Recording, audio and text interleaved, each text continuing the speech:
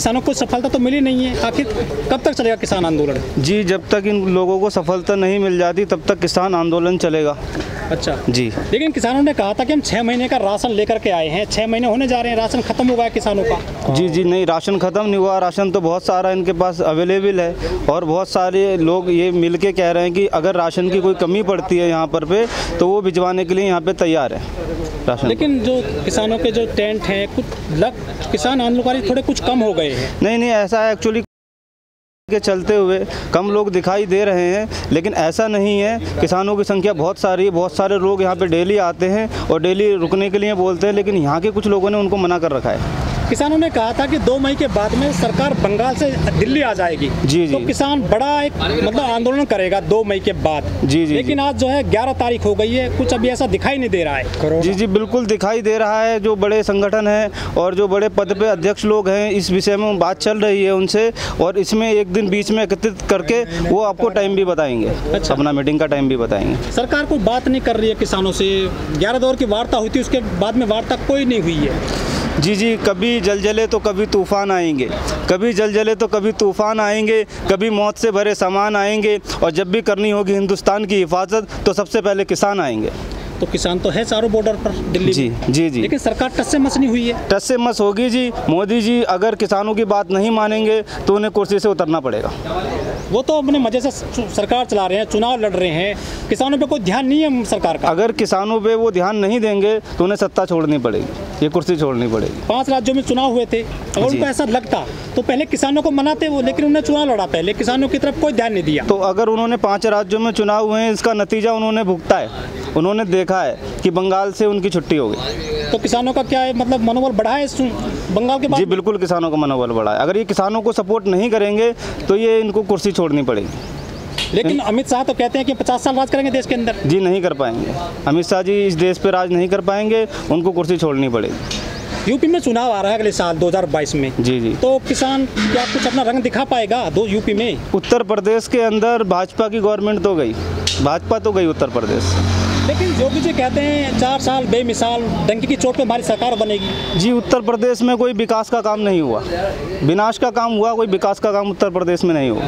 योगी जी कहते हैं खुशहाल उत्तर प्रदेश। जी नहीं, उत्तर प्रदेश के अंदर बहुत सारी परेशानियां हैं। कुछ लॉकडाउन से परेशान है लोग, कुछ रोजगार से परेशान है। सबसे मेन चीज़ है जीडीपी। हमारे देश का जो जीडीपी है वो इतना गिर चुका है कि गवर्नमेंट उस तरफ बिल्कुल ध्यान नहीं दे रही है। लेकिन जो युवा पीढ़ी है वो आज भी ये कहती है कि देश मजबूत हाथों में है। बेशक महंगाई है, बेरोजगारी है, भुखमरी है, लेकिन मोदी जी ने देश को एक मतलब नई ऊंचाइयों तक पहुँचा दिया है देश विदेश में। जी ऐसा कुछ नहीं है। जो इन लोगों के साथ सपोर्टर हैं वही लोग ये कह रहे हैं, जो हकीकत जानते हैं, हकीकत कुछ और ही है। वो कहते हैं कि मोदी जी हैं जब से तब से जो है हिंदू मजबूत हुआ है, नहीं तो गुलाम बन जाता। अब कहते हैं कि मैं देश नहीं झुकने दूंगा। हाँ। मैं देश नहीं झुकने दूंगा, बेशक देश को बेच दूंगा, लाल किला भी बेच दूंगा, बरेली का रेलवे स्टेशन भी बेच दूंगा, लखनऊ का रेलवे स्टेशन भी बेच दूंगा, लेकिन देश झुकने नहीं दूंगा। लेकिन पैसा तो आ रहा है ना इन चीज़ों को बेचने से? कहीं पैसा नहीं आ रहा है। अब 32,000 करोड़ रुपया गवर्नमेंट के खाते में, 200 करोड़ सलमान खान ने दिया, 100 करोड़ अजय देवगन ने दिया, 100 करोड़ रुपये अक्षय कुमार ने दिया, इतना सारा पैसा इनके पास पहुँचा। अगर ये पैसा अगर जनता में देते, अब लॉकडाउन लगा रहे हैं, जनता के पास खाने के लिए पैसा नहीं है, छोटे छोटे बच्चे भूखे मर रहे हैं, हमारी बहनें परेशान हो रही हैं, हमारी माएँ परेशान हो रही हैं, कितनी बेरोजगारी है, कितनी परेशानी है इस देश के अंदर। कभी अमित शाह जी या मोदी जी या योगी जी गली गली में घूम के देखें, कितना लोग परेशान हैं। वो तो हमेशा चुनाव के मूड में रहते हैं अमित शाह। तो चुनाव के मूड में अब उनको जनता बता देगी। उनको जवाब बंगाल से मिल चुका है, उत्तर प्रदेश में भी उनको जवाब मिलने वाला है और उत्तराखंड में भी उनको जवाब मिलने वाला है। किसान आंदोलन का भविष्य क्या नज़र आ रहा है? किसान आंदोलन का भविष्य अच्छा है। अगर किसानों को मोदी जी या योगी जी या अमित शाह जी सपोर्ट नहीं करेंगे तो उन्हें कुर्सी से उतरना पड़ेगा। लेकिन उनके पास में बहुत सारे नुस्खे हैं, हिंदू मुस्लिम, राम मंदिर निर्माण और हिंदुत्व।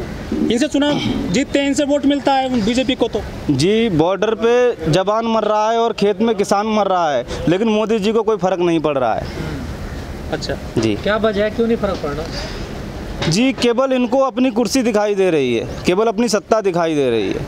मोदी जी कहते हैं मैंने देश का विकास किया है, सामने बैठे हैं आप, लाइव टेलीकास्ट करें या प्रेस कॉन्फ्रेंस करना चाहते हैं, मेरे सामने बैठ के प्रेस कॉन्फ्रेंस करें। मैं जानना चाहता हूं कि हिंदुस्तान का क्या विकास किया है मोदी जी ने। मंदिर बनवा रहे हैं, मंदिर से या मस्जिद से कोई फर्क नहीं पड़ता। पेट खाली, इससे वोट तो मिलता है, वोट जी। वोट से, ऐसी सत्ता से क्या फ़ायदा? केवल वोट के लिए हम सत्ता पॉलिटिक्स थोड़ी ना करते हैं, हम तो जनता के लिए पॉलिटिक्स करते हैं। पर ये तो जनता को सोचना चाहिए ना। जनता को क्या सोचना चाहिए? जनता तो भोली वाली है, जो जैसे कहता है जनता मान लेती है। लेकिन झंडे तो जनता उठाती है ना, नेताओं के झंडे नेताओं के जनता उठाती है, लेकिन इन्होंने वादे जो जनता से किए थे कि हम 15-15 लाख देंगे, जनता के लिए ऐसा कर देंगे, किसानों के लिए ऐसा कर देंगे, कुछ वादे इनके पूरे होते नज़र नहीं आ रहे हैं। ऑक्सीजन मंगा रहे हैं दुनिया भर से मोदी। ऑक्सीजन क्या, ऑक्सीजन तो इनको बहुत सारी कंट्रियों ने इनको सपोर्ट किया है, बहुत सारी कंट्रियों ने, जैसे अरब है, इराक है, उन लोगों ने इनको ऑक्सीजन भेजी है, यहाँ इंडिया में सपोर्ट किया है, मदद की है इन लोगों की।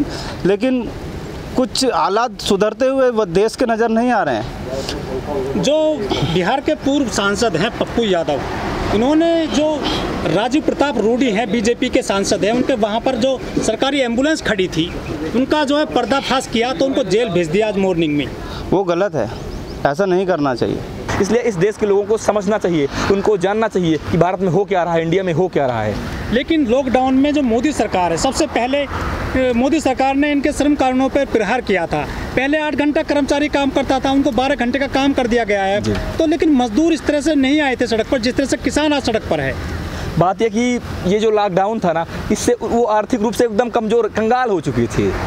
अब इस कंडीशन में उनका नेतृत्व करने वाला भी कोई नहीं है कि उनका नेतृत्व करे, उनको सड़क पे लेके आए। लेकिन बहुत सारे हमारे देश में संगठन तो हैं, लेबर वाले श्रमिक संगठन है, उनके श्रमिक नेता भी है। बात यह कि ये अधिकतर जिन श्रमिक संगठनों की बात करते हैं, ट्रेड यूनियन वालों के लाल झंडा लगा के चलते हैं और रात में भगवा वालों से बात करते हैं। इनका इतिहास ये है, ठीक ना, लाल भगवा एक है, दोनों को इनको इन संविधान से आपत्ति है। भगवा वाले बहुत पीछे जाना चाहते हैं, लाल वाले बहुत आगे हवा में बात करना चाहते हैं, दोनों एक है। ये सिर्फ मजदूरों का उपयोग करते हैं, ठीक, बाकी कुछ नहीं। अब आपने देखा होगा इस देश में जब लाल की सरकार थी, बंगाल में क्या किया, किस तरह से वहाँ के मजदूरों का शोषण किया, किस तरह से तबाही मचाया। ये लोग कुछ करना नहीं चाहते, सही माने में मजदूरों को रास्ता नहीं दिख रहा है। करे तो करे क्या, बेचारे घर के अंदर बिन खाने के मर रहे हैं, अगर सड़क पे आएंगे पुलिस का डंडा पड़ रहा है।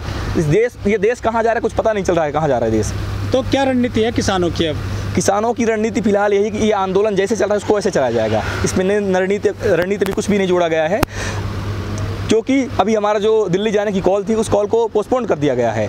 किसान इस देश के सबसे संवेदनशील नागरिक हैं, उनका अपने देश के प्रति पूरी जिम्मेदारी, अपने देश के प्रति पूर्ण रूप से समझदार हैं, इसलिए अपने देश के प्रति पूरी संवेदना के साथ हैं और इसलिए इस कंडीशन में वो दिल्ली नहीं जा रहे हैं।